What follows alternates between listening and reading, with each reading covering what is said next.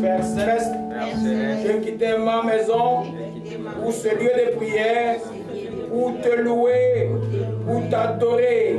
Je te dis merci d'avoir agréé mon adoration, ma louange. Je vais écouter ta parole, Seigneur. Laisse ta parole être pour moi la semence qui apporte la vie. Je te rends grâce de ce que les voleurs ne voleront pas cette parole que tu as semé dans mon cœur aujourd'hui. Père, je te dis merci. Je me délivre par la vérité de ta parole. Et je te rends grâce au nom de Jésus-Christ. Je t'ai ainsi prié. Amen.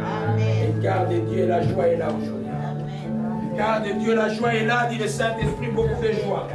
Le temps de Dieu, c'est là, beaucoup de temps de joie aujourd'hui. Rendez-vous, Ezali Makas, il est l'autorité de Dieu. Assez, la joie est là. Beaucoup de joie maintenant, Johnny Cécile Mayele. Pour Ramarendo Sacheke Miracle.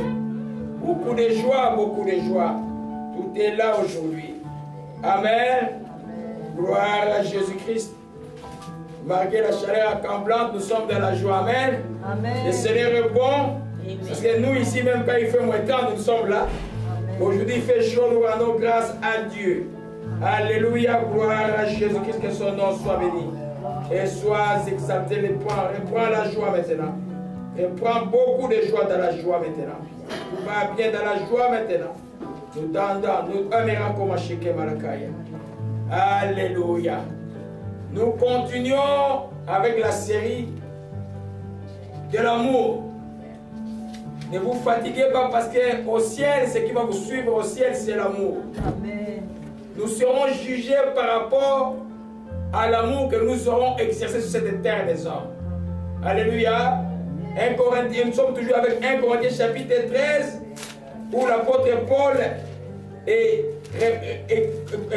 montre ce que c'est l'amour. Vous savez, il montrait par là les meilleurs moyens par lesquels les dons de Dieu peuvent s'exercer. C'est le contexte de cet enseignement.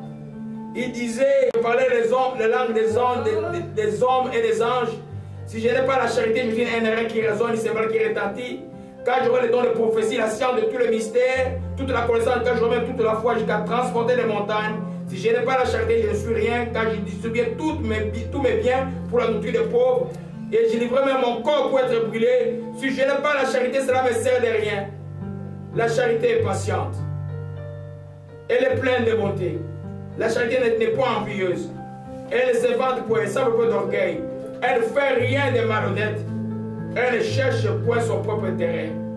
C'est ce que nous allons voir aujourd'hui. Elle ne cherche point son propre intérêt. Ou l'amour ne cherche point son propre intérêt.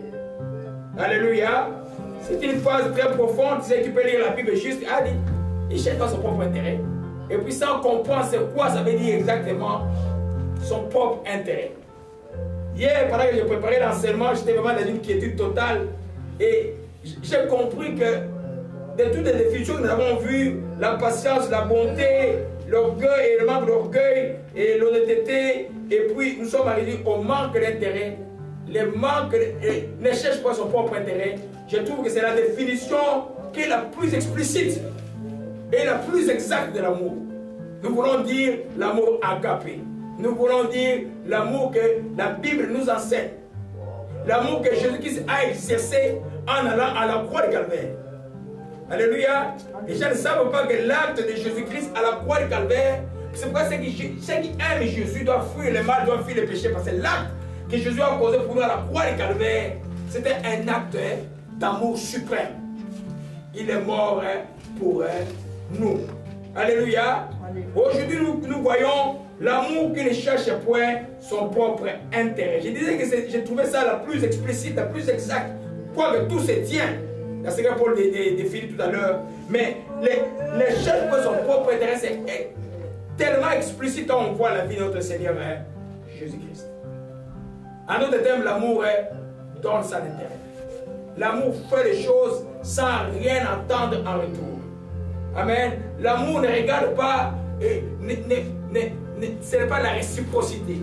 C'est-à-dire que quand tu donnes, tu t'attends absolument à rien d'autre si ce n'est qu'à la joie de donner. Parce que la Bible dit qu'il y a plus de joie à donner qu'à recevoir. Amen. Malheureusement, nous sommes tombés dans beaucoup de chrétienté qui attendent de recevoir. Amen. Et alléluia. Nous voyons les pasteurs sur les voitures, comment ça s'appelle ça, les coches jeep américaines, là, les Hammer, et dedans. Et puis tu vois ces brebis, ils n'ont même pas mangé le soir. Il y a un problème. C'est vrai que le début de l'église, il n'y avait pas des gens qui avaient plus que les autres.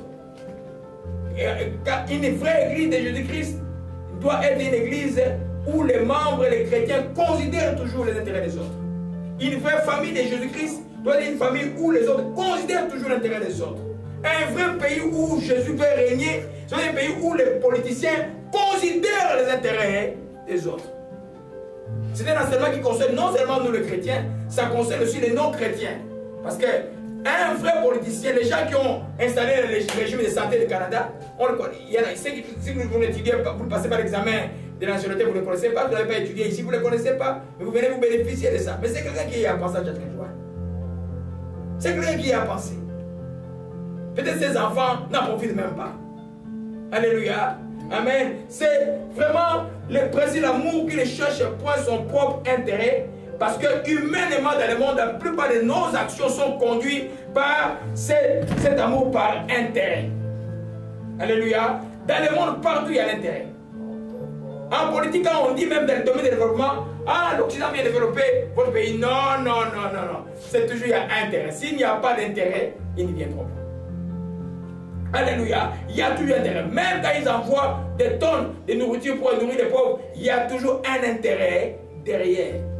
Dans le monde, c'est toujours l'amour intérieur. Dans les relations entre pays, et c'est pourquoi vous voyez même quand tu as le bonheur ou le malheur d'être riche ou d'être très élevé. Je vois beaucoup de mes amis médecins, comment ils m'appellent, mais la femme, les gens croient que je ne peux rien. Si vous êtes 1000 à me demander chaque mois $100, je vais rester avec combien? Vous voyez un peu? Ils souffrent, mes amis médecins qui sont venus par exemple de l'Afrique, qui travaillent ici. Tout le monde croit qu'ils ont toujours l'argent. Mais non. Mais non. Alléluia. Toi aussi qui n'as rien, tu peux aussi lui offrir quelque chose. Alléluia. Amen. L'amour, c'est le malheur de... C'est pourquoi vous voyez les riches, la Bible dit les riches ont beaucoup les amis pour leur malheur.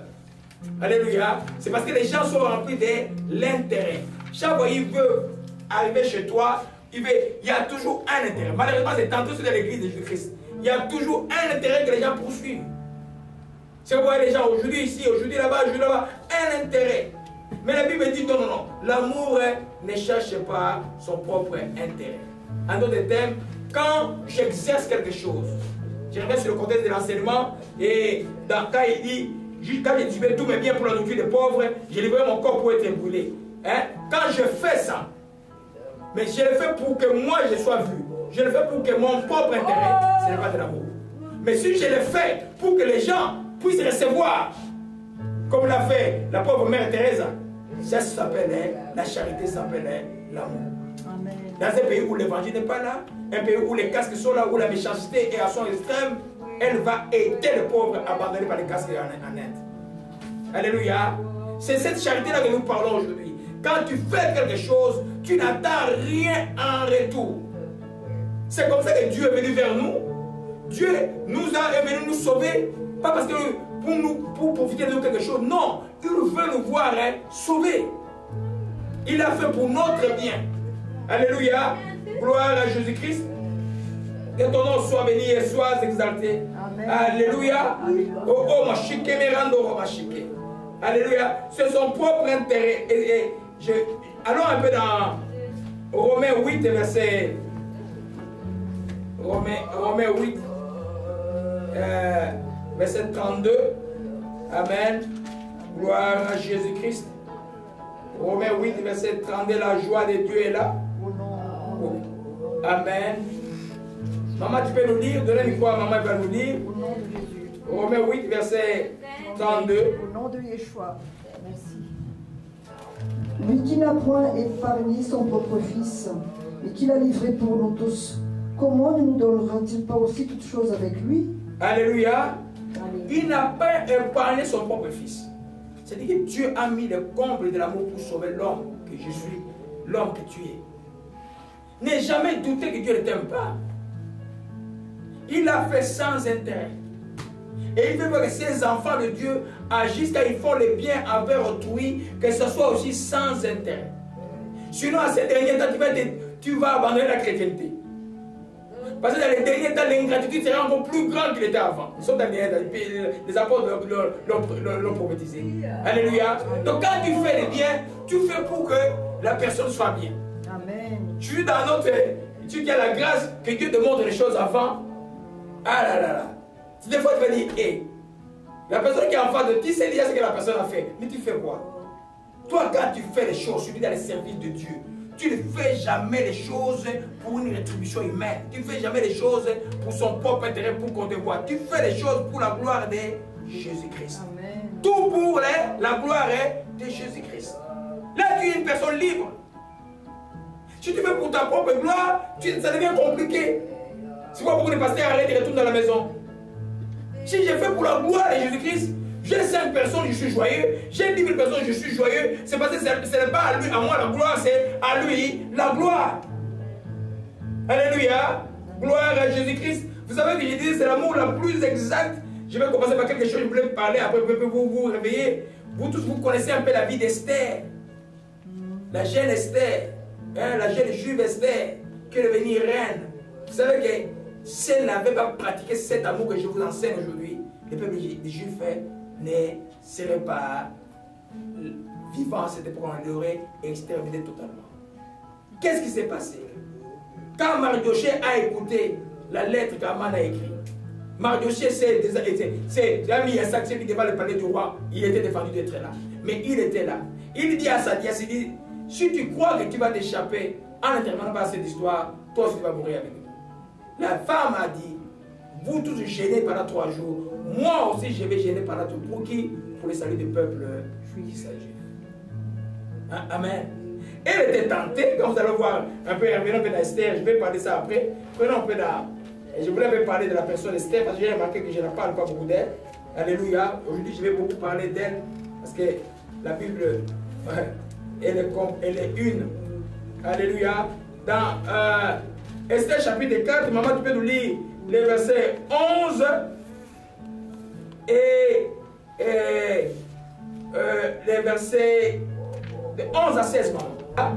Au verset 11, il est écrit, tous les serviteurs du roi, le peuple du roi savent, ça c'est Esther qui répond à Mardoché, savent qu'il existe une loi portant peine de mort contre qui que ce soit, homme ou femme, entre chez le roi, dans la cour intérieure, sans avoir été appelé. Celui-là seul a la vie sauve, à qui le roi tend les sceptres d'or. Moi, je n'ai pas été appelé auprès du roi depuis 30 jours.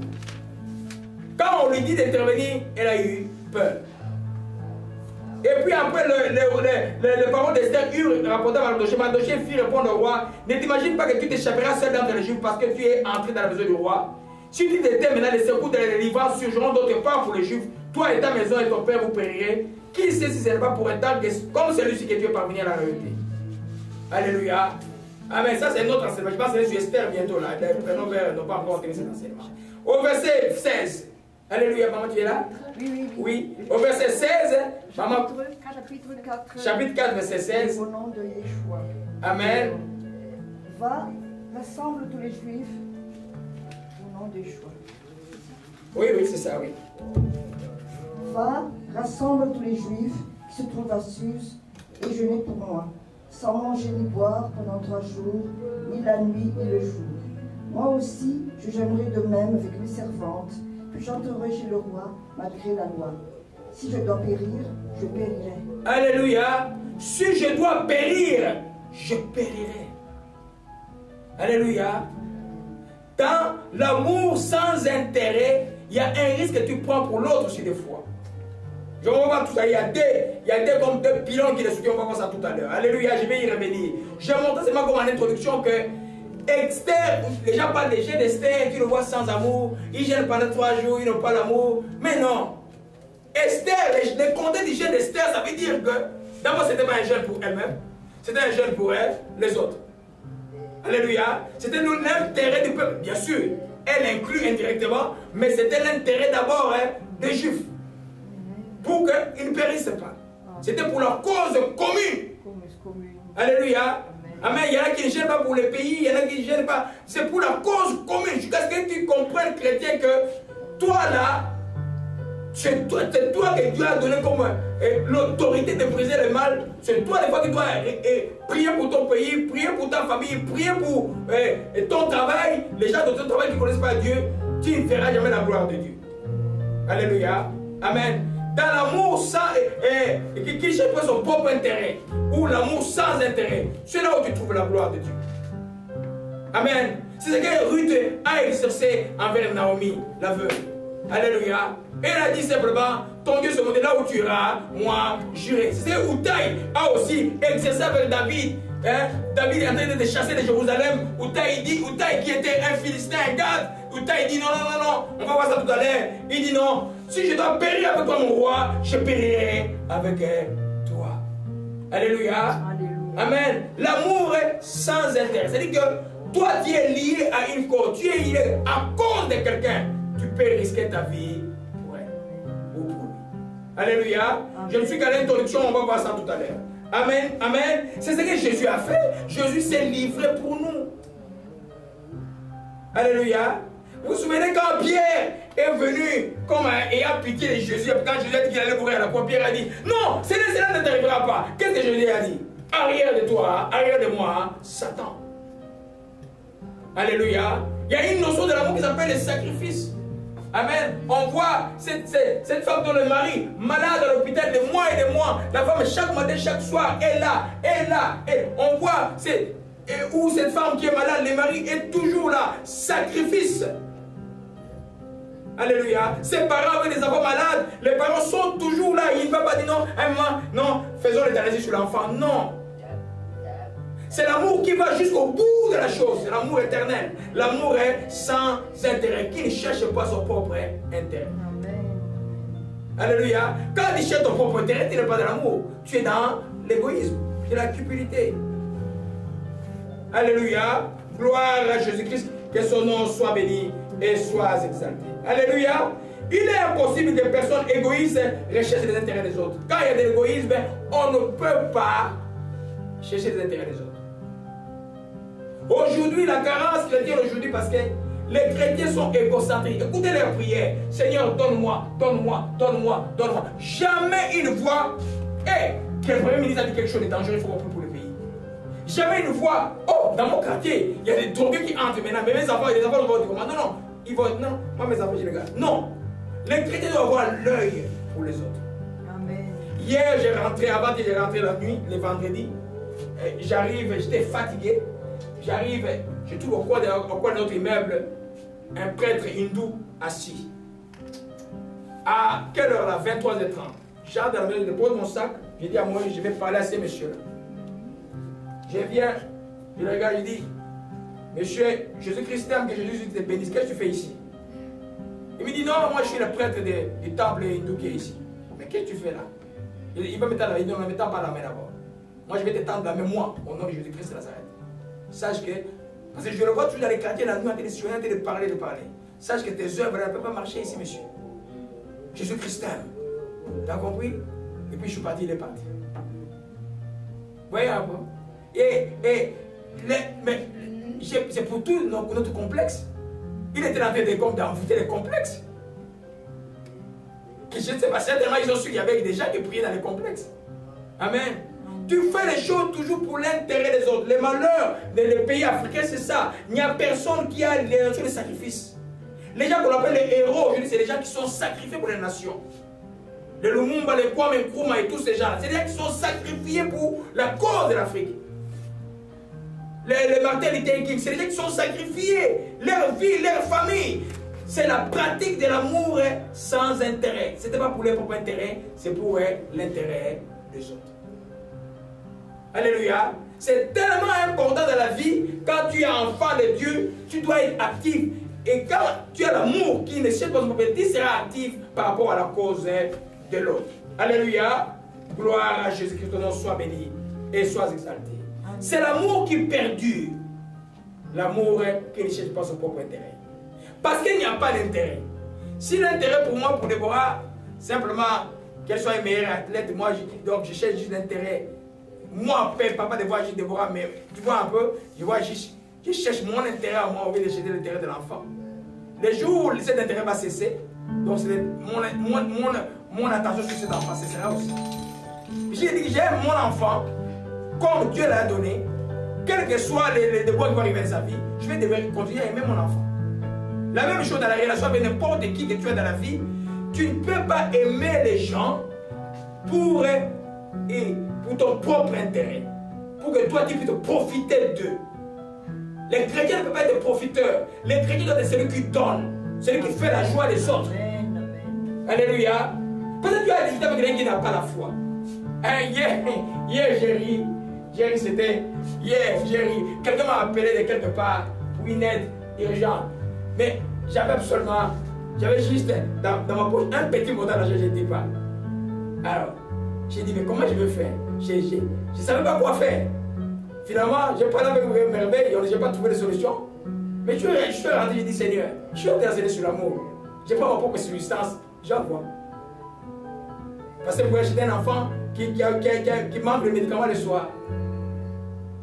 Mais il n'a pas la foi. Les médicaments, c'est qui va le guérir. Ok, moi j'ai fait quoi? J'envoie quelque chose pour le médicament. J'ai dit au papa, le jour où moi je vais dans votre vie, je vais prier pour ton enfant. Mais si le médecin dit qu'il a besoin de ça, ben j'ai envoyé, c'est que j'avais ma propre substance. Alléluia. Dans la vie des fois, comme enfant de Dieu, c'est la pratique de tout. Tranquillement, commence à porter l'intérêt à d'autres. Tranquillement, oublie-toi. Tranquillement, c'est une école. Tranquillement, tu vas beaucoup grandir dans la chrétienté. Tu sauras même des fois les gens que vous croyez forts, ils ne sont pas aussi forts que ça, ils ont des faiblesses et vous pouvez les aider.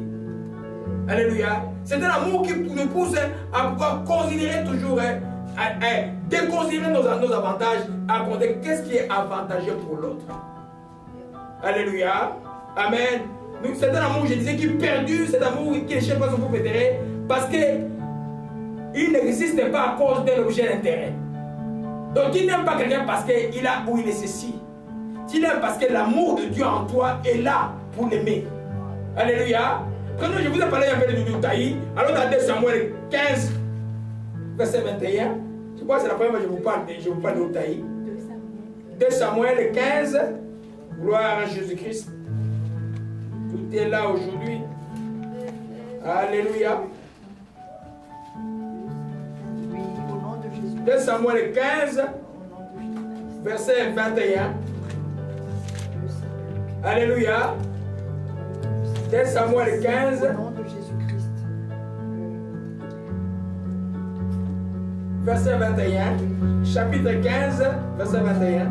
Ida répondit au roi et dit, l'Éternel est vivant, et mon Seigneur le roi est vivant. Au lieu où sera mon Seigneur le roi. Oui.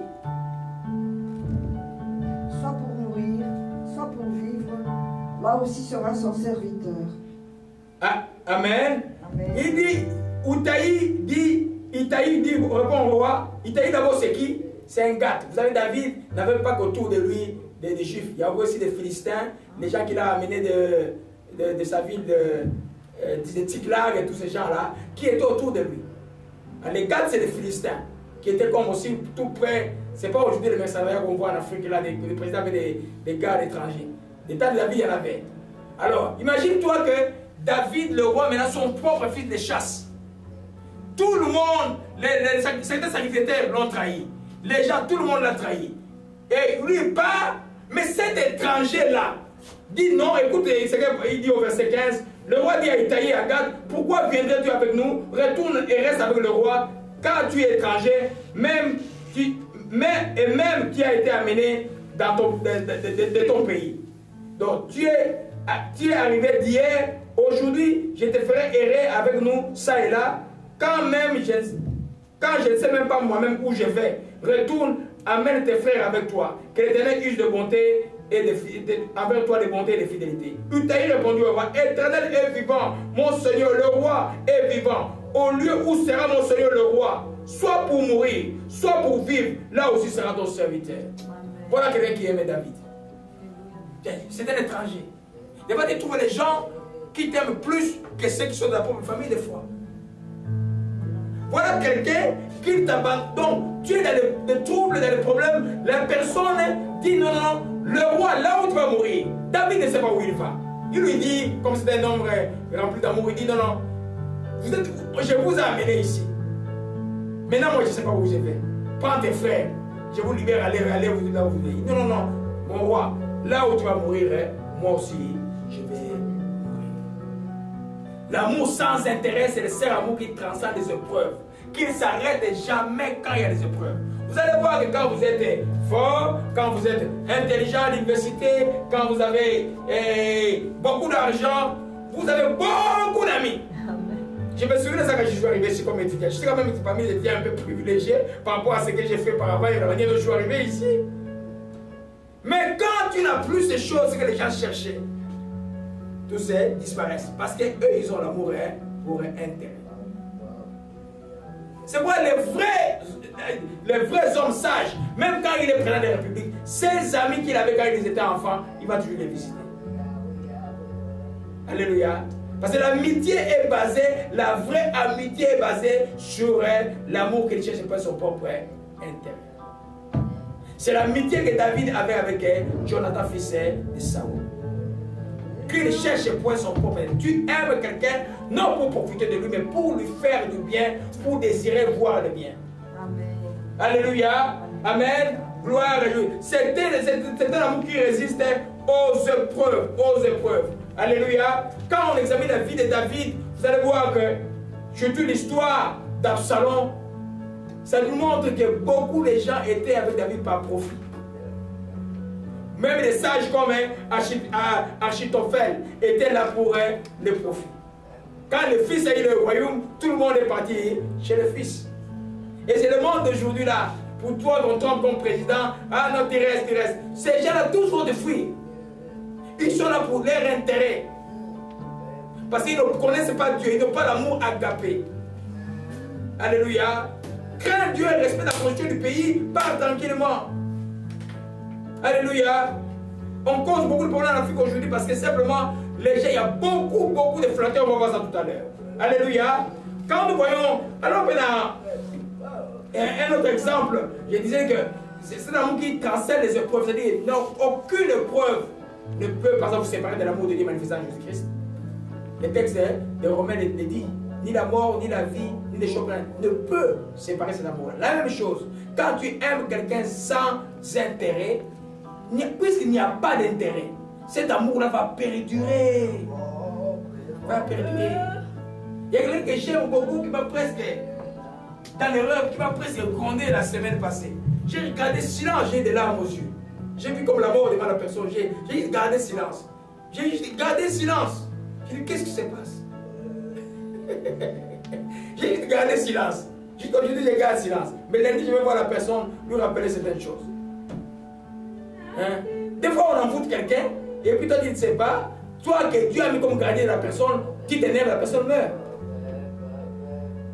Comme par exemple, serviteur de comme pasteur, tu as tout le temps, tu dois avoir tout le cœur de bénir, de protéger tes enfants, même tes enfants de la foi, même s'ils sont dans les bêtises. C'est très important. C'est l'amour sans intérêt parce que tout ce qui t'intéresse comme serviteur et servant de Dieu, de voir les gens aller au ciel. Amen. Que Jésus arrive et ils sont embarqués comme Noé avec ses enfants dans l'arche. Alléluia. Gloire à Jésus-Christ. Amen. Amen. On va voir dans le texte de Samuel toujours. De Samuel 17. 17, Samuel 17. Maman, tu le lis le verset 1. Un instant. Oui, le verset 1 et le verset 8. Je vais vous expliquer quelque chose. Amen. Au nom de Yeshua. Amen. Achitophel dit à Absalom, laisse-moi choisir 12 000 hommes. Je me lèverai et je poursuivrai David cette nuit même. Je le surprendrai pendant qu'il est fatigué et que ses mains sont affaiblies. Je l'épouvanterai et tout le peuple qui est avec lui s'enfuira. Je frapperai le roi seul. Amen. Sortez au verset 8 maintenant, maman. Verset 8. Hushai dit, Tu connais la bravure de ton père et de ses gens. Ils sont furieux comme le serait dans les champs une ours à qui l'on aurait enlevé ses petits.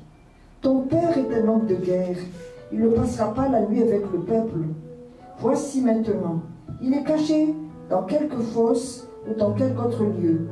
Et si dès le commencement, il y en a qui tombent sous leur coup, on ne tardera pas à l'apprendre et l'on dira, il y a une défaite parmi le peuple qui suit Absalom. Amen.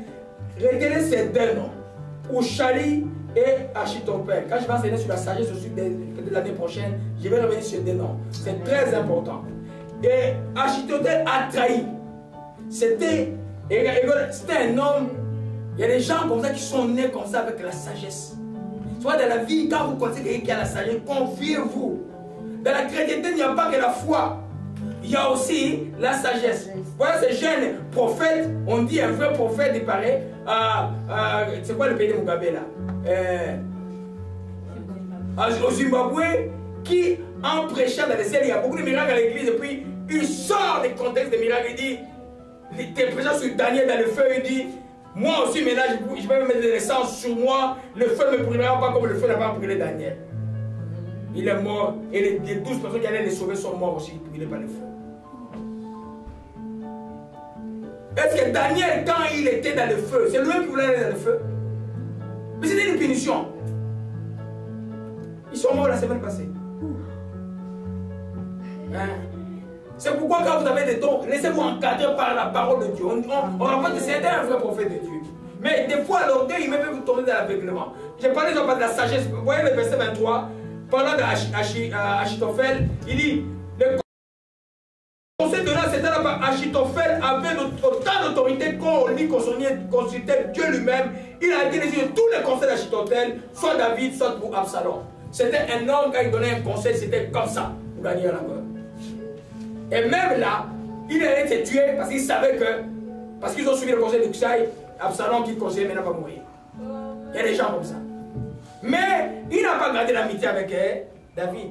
C'est quelqu'un qui est juste là, juste quand le roi, le président change, lui change, il continue toujours, il dit non, moi je sais la nation. Mais ce n'est pas quelqu'un qui avait l'amour et sans intérêt. C'est quelqu'un qui aimait Dieu et qui agissait avec son propre intérêt, son intérêt d'être toujours conseiller du roi. De n'importe quel roi qui arrivera, même un enfant révolté qui venait chasser son père. Ushaï, par exemple, avait l'amour qu'il ne cherche pas son propre intérêt. Il a fui d'abord avec David, et puis David dit non, toi retourne. Parce que si Achitophel est avec David connaissait Achitophel, il est avec Absalom, moi je suis fini. Mais maintenant, toi, quand lui va donner un conseil, toi, contre-cas son conseil, c'est le conseil que maman nous a dit tout à l'heure, pour que nous, on puisse avoir l'avantage. Et c'est le conseil de Ushaï qui a donné la victoire. Parce que s'ils avaient poursuivi ces mêmes jours-là, David serait mort. Alléluia. Amen. L'épreuve a fait cesser l'amour d'Achitophel envers David. Alléluia. C'est pourquoi c'est l'amour qui ne cherche pas son propre intérêt, comme j'ai enseigné dans l'enseignement sur Ruth. C'est un amour qui est caractérisé par une fidélité à toute épreuve. Celui qui a l'amour sans intérêt, dans les relations, il sera fidèle. Parce que sa relation avec toi ne dépend pas de ce que tu lui as donné ou de ce que vous êtes échangé. Non, c'est parce qu'il t'aime et il t'aime tout simplement comme Dieu nous a aimés. Alléluia. Amen. Gloire à Jésus-Christ. Proverbe 17, verset 17, maman. Proverbe 17. Alléluia. Proverbe 17, verset 17. Je vais le lire, maman, on va aller rapidement. Proverbe 17, verset 17 dit simplement ceci. L'ami aime en tout le temps. Dans le malheur, il se montre un frère. Alléluia. Tu peux avoir des vrais amis en tant que tu as le malheur. Alléluia. Attends quand tu n'as plus. Attends quand tu manques. Ces enfants, quand ils étaient enfants, il y avait plein de gens à la maison qui n'ont plus vu pendant un temps. Je suis qui vont vous voir bientôt là encore. Alléluia. Il y en a qui ont eu juste appris à taper la machine d'ordinateur chez moi, que je ne vois même pas dans cette ville-là. Mais heureusement, on te fait toujours l'amour sans intérêt. Alléluia. Tu es une personne libre quand tu fais le bien, ça entend que les gens te donnent un retour. Sinon, tu as des problèmes. Tu vas tomber dans les plaintes, tu vas tomber dans les murmures. Maintenant, eux, ils sont libres là-bas. Toi, tu es malade du cœur à cause d'eux. Parce qu'ils sont ingrats. Celui qui a l'amour, qui cherche pas son propre intérêt, est protégé des, je dirais, des flèches de l'ingratitude. Ça ne te fait absolument rien. Parce que tu as fait à cause de Jésus. Amen. Alléluia. Tu as fait à cause de Jésus. Alléluia. Donc, il y a des éléments essentiels dans l'exercice de l'amour qui ne cherchent pas son propre intérêt. Il y a des éléments qui sont essentiels. Les deux éléments sont la compassion et les sacrifices. La compassion et les sacrifices. La compassion, c'est compatir en latin, ça veut dire souffrir avec. Souffrir avec. Sentir la souffrance de l'autre. Si tu ne sens pas la souffrance de l'autre, tu ne peux pas l'aider. Quand tu sens vraiment la souffrance de l'autre, tu es poussé à quoi? À l'aider. C'est ce que la Bible appelle la compassion. Revenons dans les cas, j'avais parlé tout à l'heure dans les cas d'Esther. Esther dans le palais royal, reine choisie de l'empire, pas de la royauté mais de l'empire. Si les autres disent non, ils avaient même oublié leur propre peuple. Non, Esther avait cet amour avec le peuple et là, elle s'est privée pendant, elle a gêné pendant 3 jours, ce qui a dit, vous avez tous déjà gêné 3 jours. Vous savez que ce n'est pas facile. Hein? Pendant 3 jours, ce n'est pas facile. Hein? Vous gênez pendant 3 jours. Et puis en plus, elle va risquer sa vie. Elle risquait de perdre sa place de reine. Elle risquait de perdre sa propre vie. Parce que la loi disait, celui qui est le roi n'invite pas, ne vient pas vers le roi. Alléluia. Mais à cause de l'intérêt commun, à cause de la cause commune, à cause de l'amour pour le peuple d'Israël, elle s'est risquée. La compassion. Si tu n'as pas de compassion, tu ne sens pas le malheur des gens, ta vie chrétienne sera la plus malheureuse que soit. Parce que la compassion, quand tu vois la souffrance, ça te fait souffrir. Tu ne peux pas. Et regarde, comment j'ai fait 900 km pour aller juste prier pour quelqu'un qui ne me donne rien. C'est la compassion.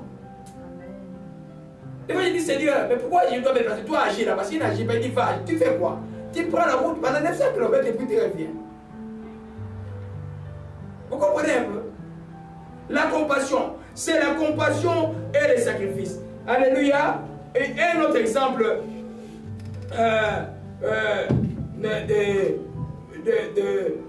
de compassion, ils vont toujours ensemble. Nombre chapitre 14. Vous vous souvenez que les enfants d'Israël, dans le texte de Nombre, les espions sont allés, 10. Ils sont arrivés au pays de Canaan. Quand ils rentrent, les rapports qu'ils font, le pays est bon, ils coulent le lait et le miel, ils ont amené les grappes de raisin et tout et tout. Mais il y a des géants là-bas, nous à leurs yeux, nous sommes notés comme des sauterelles, les gens ont commencé à trembler et à murmurer contre Moïse. Ce jour-là, Dieu était fâché. Dieu était fâché. Vous savez que les gens qui ont l'amour sans intérêt sont des gens dangereux pour la plupart du temps. C'est-à-dire que si tu le fais du mal, tu as des problèmes dans la vie. Et regarde un peu, l'Éternel dit au verset 11, maman, on peut aller dans Nombre, j'aimerais vraiment que tu nous lises cela. Amen. Nombre chapitre 14, à partir du verset 11, tu nous lis.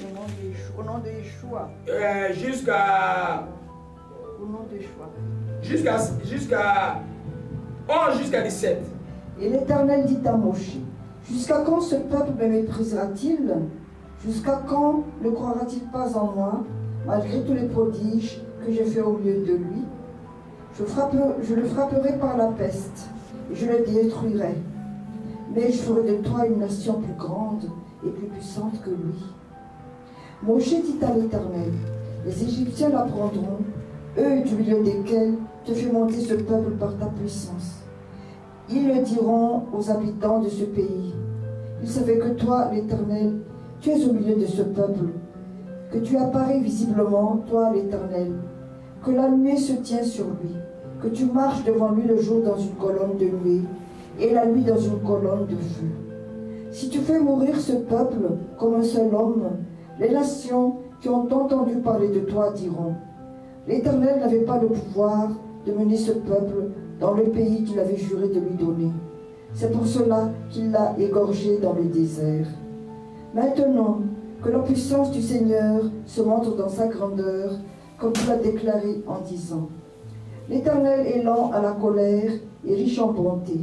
Il pardonne l'iniquité et la rébellion, mais s'il ne tient pas pour le coupable, il ne tient point le coupable pour innocent, et il punit l'iniquité des pères sur les enfants, jusqu'à la 3e et la 4e génération. Pardonne l'iniquité de ce peuple, selon la grandeur de ta miséricorde, comme tu as pardonné ce peuple depuis l'Égypte jusqu'ici. Amen. Amen. Regarde-moi, les gens viennent te jurer. Faux prophète, tu nous as amenés ici, on devait rester en Égypte, il t'injurie. Mais là, quand il rentre en relation avec ton Dieu, Dieu dit: je vais le frapper. Et je ferai de toi un autre peuple que tu vas diriger. Regarde la compassion de Moïse. Moïse, maintenant, va encore devant et rappeler à Dieu ce que Dieu lui a dit quand il l'a rencontré. N'est-ce pas que tu avais dit, le Dieu miséricordieux, pardonne ce peuple, sinon les autres vont se moquer de toi. Il défend la cause de Dieu, il défend la cause du peuple en même temps. Alléluia. Plein de compassion. Et puis, il dit: pardonne ce peuple selon ta grandeur, la grandeur de ta miséricorde. La grandeur de ta miséricorde. Et Dieu dit: je pardonne comme tu l'as demandé. Mais, ceux qui ont commis ces murmures-là ne verront pas le pays tout seul. Prenez, retournez vers les chemins de l'Égypte. Les péchés volontaires ont toujours un prix à payer. Alléluia. La nouvelle génération est entrée. Dieu a pardonné le peuple. C'est comme ça que la nouvelle génération est entrée dans le Canaan. Parce que la décision de Dieu est d'exterminer tout le peuple. Alléluia. La compassion de Moïse. Dieu dit: je veux faire de toi une nation plus puissante. Lui dit non, Dieu ne pouvait pas n'importe quel peuple. Là-bas, dit: Moïse, tu vas là-bas, tu vas dire: ce peuple-là devient mon peuple. Mais Moïse a supplié Dieu. Alléluia. Nous ne perdons pas de vue, nous sommes en train de voir l'amour qu'il cherche pour son peuple. Il a cherché l'intérêt de qui? Son intérêt? Non. L'intérêt des autres. L'intérêt de son peuple. Mais ça, pour les politiciens africains, cherchez les intérêts de vos peuples, s'il vous plaît. Et une bénédiction qui vient pour vos enfants, jusqu'à 1000 générations après, parce que vous aurez fait du bien. Amen. Vous ne vous rendez pas compte que ceux que vous avez emprisonnés depuis des années vivent plus longtemps que ceux qui êtes restés dans le bureau? Hein? Alléluia. Alléluia. Gloire à Jésus-Christ, que son nom soit béni et soit exalté. Nous avons donc la compassion et le sacrifice. Moïse s'est sacrifié pour ce peuple-là. Il a gêné 2 fois 40 jours pour obtenir la loi qu'il a brisée. Il est retourné encore gêné. C'était pour lui, pour le peuple. Nous comprenons ce qu'on appelle l'amour sans intérêt. Dans le service de Dieu, tu ne peux qu'avoir ça. C'est quoi comme serviteur de Dieu? Tu dois pas avoir. Tu dois marcher sur le principe de Dieu. C'est l'amour sans intérêt. Tu n'aides pas les gens pour qu'ils t'aident demain, sinon tu vas être déçu dans ces derniers temps. Tu fais les choses pour la gloire de Dieu et pour le bien des autres. Alléluia. La même chose nous voyons. On a déjà vu le cas de Utaï. La même chose, nous voyons le cas de Ruth. Ruth, rapidement. Amen. C'est-à-dire, quand tu entends le mot l'amour sans intérêt ou aimer quelqu'un, sache que la compassion doit être là. Et les sacrifices vont être là. Alléluia. Nous va bien le fleur de joie aujourd'hui. Alléluia. Ruth, alléluia. Amen. Amen, amen. Quand on a Ruth 1, verset 16, on va... Amen. J'explique juste d'abord Ruth, chapitre 1, verset 16. J'explique d'abord le contexte. Là, les fils de Naomi sont morts. Son mari est mort. Maintenant, les 2 belles-filles sont là, Orpa et Ruth. Et puis, la dame dit: mais vous n'allez pas venir avec moi. Et parce qu'à cet âge-là, j'aurai encore un enfant qui va vous donner des enfants. Retournez vers vos dieux. Retournez vers votre pays. Amen. Écoutez ce que Ruth répond au verset 16. Ruth répondit: ne me presse pas de te laisser, de retourner loin de toi. Où tu iras, j'irai. Où tu demeureras, je demeurerai aussi. Ton peuple sera mon peuple, ton Dieu sera mon Dieu. Où tu mourras, je mourrai. j'y serai enterré, que l'Éternel mettrait dans toute sa rigueur sur autre chose que la mort ne vienne me séparer de toi. Cela s'appelle l'amour qui ne cherche point son propre intérêt. Une jeune fille belle, veuve, qui pouvait refaire sa vie pour juste aider l'amour de sa belle-mère en souvenir de son mari. Il y a de ces fidélités qui demeurent même si le mari est déjà mort. Je suis étonné aujourd'hui des gens, les maris meurent juste un mois après, les gens sont déjà mariés. Ça fait froid au dos. Ça fait froid au dos. Quand vous avez le vrai amour de Dieu, ça prendra du temps. Amen. Ça prendra vraiment du temps. Et des fois, vous allez demeurer simplement comme ça, rendre grâce à Dieu. Et c'est ça.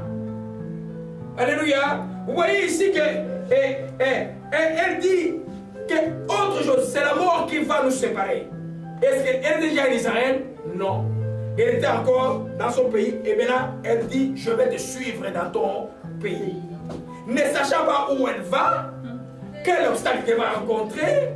Une jeune veuve, qu'est-ce qu'elle a en Israël? Elle est nourrie par le peuple de Dieu, par la dîme des pauvres. Et ils seront distribués au temple. Elle n'a rien.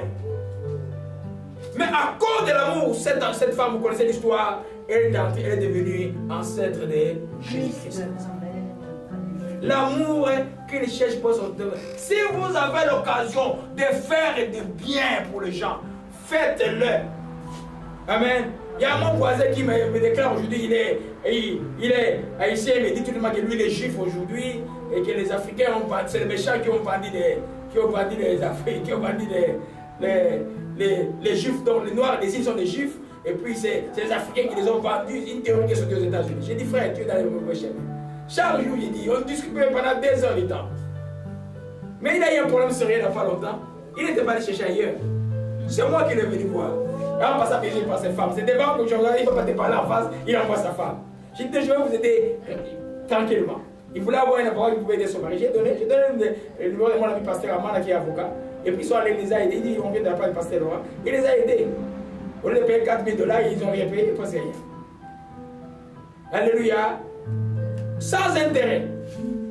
Nous faisons les choses parce que nous sommes des enfants de Dieu. Amen. Alléluia.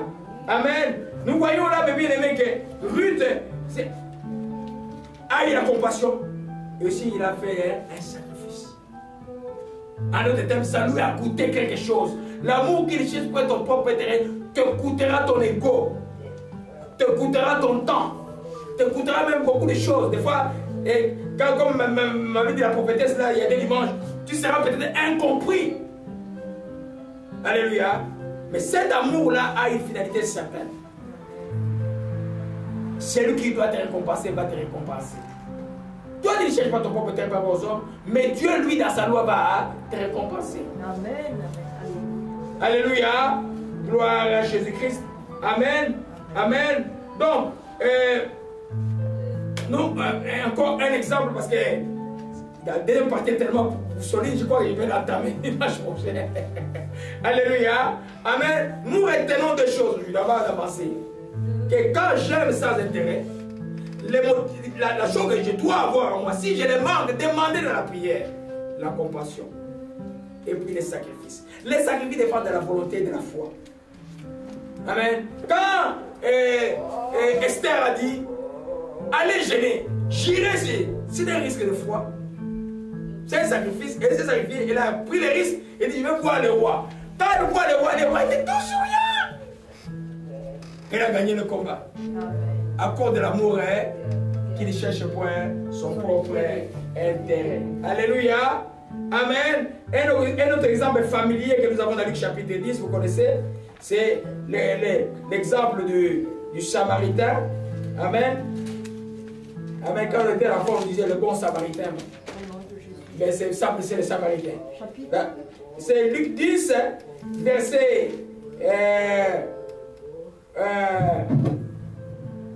Normalement, pour aller vite, tu nous lis à partir du verset 30 jusqu'à 37. Alléluia. Au nom de Yeshua. Amen. Jésus reprit la parole et dit, un homme descendit de Jérusalem à Jéricho. Il tomba au milieu des brigands qui le dépouillèrent, le chargèrent de coups et s'en allèrent, le laissant à demi-mort. Un sacrificateur qui par hasard descendait par le même chemin, ayant vu cet homme, passa outre. Un lévite qui arriva aussi dans ce lieu, l'ayant vu, passa outre. Mais un samaritain qui voyageait, était venu là, fut ému de compassion lorsqu'il le vit. Il s'approcha et bandant ses plaies en y versant de l'huile et du vin. Puis il le mit sur sa propre monture, le conduisit à une hôtellerie et prit soin de lui. Le lendemain, il tira 2 deniers, les donna à l'hôte et dit « Aie soin de lui, et ce que tu dépenseras de plus, je te le rendrai à mon retour. » Lequel de ces 3 te semble avoir été le prochain de celui qui était tombé au milieu des brigands? C'est celui qui a exercé la miséricorde envers lui, répondit le docteur de la loi. Et Jésus lui dit, va, et toi, fais de même. Amen. Amen. Nous connaissons l'histoire. Les sacrificateurs sont passés, les religieux sont passés. Cet homme samaritain, déclassé d'Israël, qui ne le considérait pas, a eu pitié de lui et a agi à sa faveur. A eu compassion de lui. Vous voyez un peu, si vous voulez connaître la compassion, c'est simplement, si je prends une définition biblique, c'est exercer la miséricorde envers autrui. Amen. Exercer la miséricorde, ce n'est pas avoir pitié. C'est exercer la miséricorde, de faire quelque chose qui prouve que tu aimes la personne. L'amour, c'est la pratique du bien. Et regardez-moi ce monsieur-là. Il était dans son chemin. Il avait son programme.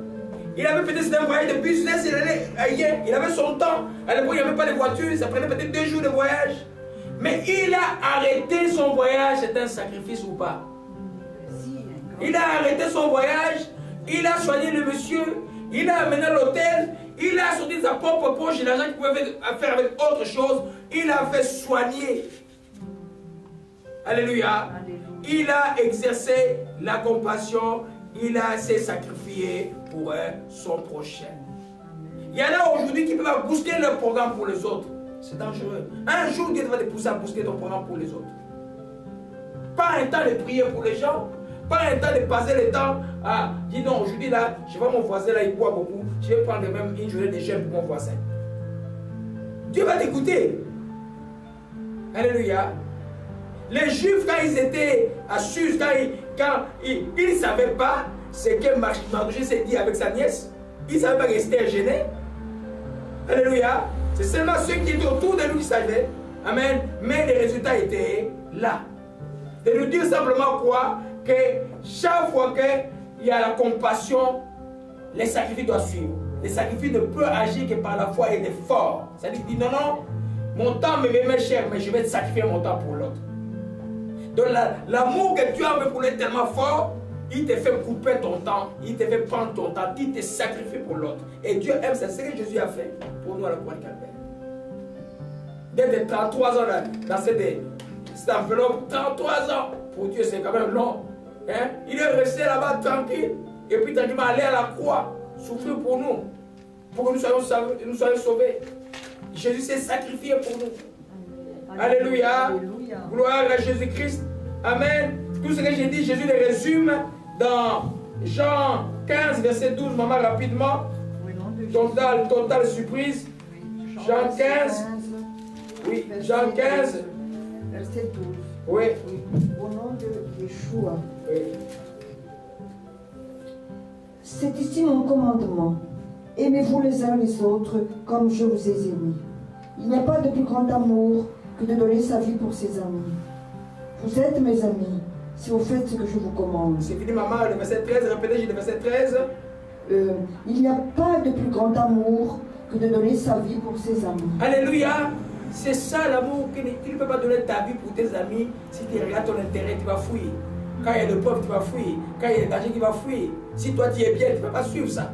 Mais parce que tu ne cherches pas ton propre intérêt, tu veux le bien des autres, tu vas donner ta vie. Il n'y a pas de plus grand amour, dit le Seigneur, que de donner sa vie pour ses amis. C'est ce qu'il a fait pour nous. Alléluia. C'est ce qu'il attend de toi et moi de faire. Alléluia. Gloire à Jésus. Donc quand on cherche l'intérêt des autres, on se sacrifie pour les autres, et je dirais même que on s'oublie pour les autres. Amen. Alléluia. Alléluia. Ça doit pas être de la rhétorique, c'est des choses qu'il faut pratiquer dans la vie. Alléluia. Vous voyez, quand nous suivons toutes les choses de l'amour, on voit que l'amour, ce n'est pas quelque chose de sentimental. L'amour, c'est quelque chose de pratique. Amen. Alléluia, c'est quelque chose, c'est la charité, c'est faire vraiment du bien aux gens. Alléluia, c'est que nous avons vu aujourd'hui à des colonnes essentielles, la compassion et les sacrifiés. Sans la compassion, tu ne peux pas te sacrifier pour les autres. Tu ne peux pas faire cet amour qui ne cherche pas son propre intérêt. Tu vas protéger ton intérêt. Alléluia. Il faut avoir la compassion. C'est que Jésus a eu tout le temps. Vous vous souvenez de la veuve de Naïm qui sort en pleurant. Jésus eut compassion de la veuve. Il fait quoi? Il dit à l'enfant, réveille-toi, jeune homme. La compassion est la clé des miracles. Je dirais que l'amour est la clé des miracles. Si tu aimes les gens, tu verras l'amour. C'est pourquoi l'ennemi cherche toujours à envenimer nos cœurs. Quand l'amour est là, les miracles sont là. Vous vous souvenez qu'il y a un témoignage de l'évangéliste Maïesh en Boujima et au Congo dans son livre, je lisais, il arrive, il y avait plein de gens, une campagne des années 80, je crois, et puis le plus grand sorcier est arrivé là pour les maîtriser. Mais lui, en arrivant, il voit quelqu'un qui fait des grimaces. Il a eu compassion de la personne, il dit, Seigneur, bénis cette personne. Le feu est descendu. Le monsieur était par terre, délivré totalement. Il n'a pas chassé les démons. Il a exercé l'amour. Vous voulez vaincre les sorciers? Exercez l'amour. Alléluia. Ta prière sera puissante. Il ne peut pas te vaincre. C'est pourquoi Jésus nous enseigne de bénir, de faire du bien, d'aimer nos ennemis et de faire du bien. Est-ce que quand tu aimes ton ennemi, c'est l'amour avec intérêt? Non, c'est ça l'intérêt. Tu cherches le bien de ceux qui te cherchent du mal. Alléluia. Amen. Et quand ils continuent, c'est les chameaux ardents qui sont sur eux. C'est le vrai amour de Dieu. Amen. Chercher du bien pour ceux qui te veulent du mal. Aimer tes ennemis. C'est ce que Jésus enseigne. Alléluia. Gloire à Jésus-Christ. Amen. Que son nom soit béni. Dimanche prochain, on va continuer rapidement par ceux qui ne peuvent pas manifester l'amour. Je vais donner une catégorie de gens qui ne peuvent pas manifester l'amour qu'ils cherchent pour son propre intérêt. Si vous voyez ces gens, vous faites quoi? Une catégorie de gens qui ne peuvent pas manifester l'amour pour son propre intérêt. Puis si vous sentez même dans cet enseignement que vous êtes concerné, le chemin c'est quoi? La confession et la repentance. Alléluia. Amen. Il y a des gens qui ne peuvent pas manifester l'amour qu'ils cherchent pas son propre intérêt. Ils vont toujours manifester l'amour qu'ils cherchent leur intérêt, qui est l'amour éros, l'amour par intérêt. Ces gens-là, premièrement, sont des flatteurs. Quand vous voyez des flatteurs, les gens qui te flattent, qui ne te disent jamais la vérité, qui te flattent, faites attention. Vous qui êtes des présidents, vous qui êtes des banquiers, les gens qui te flattent, qui forment des émissions pour te déifier un peu, faites attention. Ils ne t'aiment pas, ils cherchent leur propre intérêt. C'est la première catégorie des gens qui ne peuvent pas manifester l'amour agapé, qui ne peuvent pas manifester l'amour, qui ne cherchent pas son propre intérêt. C'est des flatteurs. Alléluia. Pour ta dimanche prochain. La deuxième catégorie, c'est ceux qui ont un cœur endurci. La plupart des gens qui sont endurcis, c'est les non-croyants. Mais il y a des chrétiens, malheureusement, qui ont endurci leur cœur aussi. Ceux-là ne peuvent pas manifester l'amour qui ne cherche pas son propre intérêt. Pour que tu manifestes l'amour qui ne cherche pas ton propre intérêt, le flot de cet esprit doit couler en toi. Le flot doit couler. Pour que tu arrives à dire, Seigneur, pardonne les caïssans parce qu'ils ne font pas. Ce qu'ils font. Il faut que l'amour de Dieu soit en toi. Alléluia. Si ton cœur est endurci, je vais montrer comment les processus d'endurcissement peuvent être un piège pour les enfants de Dieu. On va parler de ça dimanche prochain. Et la troisième catégorie, c'est ceux qui ont peur de donner. Si tu as peur de donner, je t'assure que tu ne vas pas manifester l'amour qui ne cherche pas son propre intérêt. Parce qu'il y a un peu de l'avarice en toi. Amen. Quatrièmement, ceux qui causent des scandales. Toi, ce qui est important pour toi, c'est que tu es. J'ai décidé de m'habiller comme ça, je me dis, les autres, ils t'en foutent. Tu arrives à l'église, c'est comme si tu allais à la plage. Il y en a qui arrivent, il faut voir des vidéos maintenant. J'ai vu des vidéos sur l'église, dans l'église sur YouTube. les gens en train de... Mais j'ai dit, mon Dieu, c'est la fin du monde. Et le pasteur est là, et il croit que c'est Jésus-Christ. Et il sait le nom de Jésus-Christ. Ils sont habillés comme les gens qui vont à la plage, ils dansent à l'église. Alléluia. Nous comprenons que ces gens-là ne peuvent pas... C'est-à-dire que quand tu fais scandale, tu ne sais pas. Pour toi, c'est de l'égoïsme. Toi, tu ne sais pas, mais ce que tu fais, ou quand tu causes des querelles, ou quand tu vas colporter chez les gens, tu colportes quelque chose, tu ne sais pas que tu manques l'amour envers, pas envers la personne qui colporte, ça c'est déjà fait, mais surtout envers la personne à qui tu viens parler. Lui, il ne connaissait pas ton problème. Il tombe dans le péché de critiquer ou dans le péché ou d'avoir la haine à cause de ce que tu te rapportes. Tu ne manifestes pas l'amour qui cherche son propre intérêt. Ton intérêt en toi, c'est de parler. Quand tu n'as pas parlé, tu n'es pas tranquille. Ça, c'est dangereux. On va voir ça en profondeur dimanche prochain. Alléluia. Et on va aussi voir dimanche prochain. Celui qui croit que l'évangile est une source de guerre sordide. Hein? Quand on est un pasteur qui demandait à un frère ici, comment au Canada les églises ça marche? Ça veut dire quoi les églises ça marche? Ça veut dire quoi? Les églises ça marche, ça veut dire quoi? Donc toi tu vas former l'église pour gagner de l'argent. C'est ton but d'aller prier pour les gens et qu'on te donne l'argent, tu es dans une guerre sordide. Non. C'est vrai, la Bible dit que celui qui prêche l'évangile qui va de l'évangile. Mais la manière, c'est Dieu qui touche les gens et les gens donnent volontairement et sans contrainte. Tu ne peux pas aller planifier. Oh, il y en a qui donnent, oh, mon cachet pour chanter là-bas, c'est $1 500. Quel Dieu tu sais? C'est pas Jésus-Christ.